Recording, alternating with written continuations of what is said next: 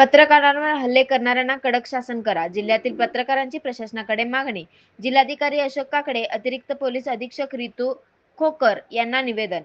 सांगली विटा येथील पत्रकार प्रसाद पिसाळ यांच्यावर झालेल्या खुनी हल्ल्याबाबत आरोपीवर गंभीर कारवाई व्हावी, सोबतच विटा परिसरातील गुन्हेगारी मोडीत काढण्याच्या मागणीसाठी सांगली जिल्ह्यातील सर्व पत्रकारांनी बुधवारी सांगलीचे जिल्हाधिकारी अशोक काकडे आणि अतिरिक्त पोलीस अधीक्षक रितू खोकर यांना निवेदन दिले. यावेळी खुनी हल्ला प्रकरणी आरोपींवर पत्रकारांच्या हत्येचा प्रयत्न केला, संगतमताने कट, कार्यालयातील महिला सहकाऱ्यांशी गैरवर्तन आदी गंभीर गुन्हे लागू होतात ते व्हावेत, आरोपींवर पत्रकार संरक्षण कायद्यानुसार देखील गुन्हा व्हावा व तपास उपअधीक्षक दर्जाच्या अधिकाऱ्यांकडे सोपवावे. शस्त्रे, कपडे, अंगावरील जखमा, डॉक्टर अहवाल, सीसीटीव्ही फुटेज या सर्वांचा तपास वैज्ञानिक पद्धतीने वापर करून पुरावे भक्कम करण्यात यावेत.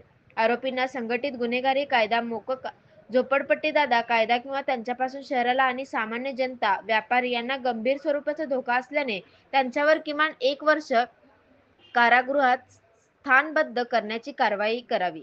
त्यासाठी उपविभागीय अधिकारी यांना कागदोपत्री पूर्ततेचे आदेश देण्यात यावेत. विटा परिसरातील गुन्हेगारी विरोधात मोहीम हाती घेण्यात यावी. त्यासाठी जिल्ह्याचे एक पथक नेमण्यात यावे आणि लोकांच्या मनातील भीती दूर करावी. त्याबद्दल यंत्रणेने कोणाचाही दबाव घेऊ नये. विटा पोलीस ठाण्याची प्रतिमा सातत्याने घडणारे खून, अपहरण, मारहाणीच्या घटना, परांगणदा, आरोपींना सापडणे, ब्लॉग्स करणे यामुळे डागाळली आहे. त्याबाबतच योग्य बंदोबस्त आपण आपल्या पातळीवर गंभीरपणे करावे, अशा मागणी यावेळी करण्यात आली.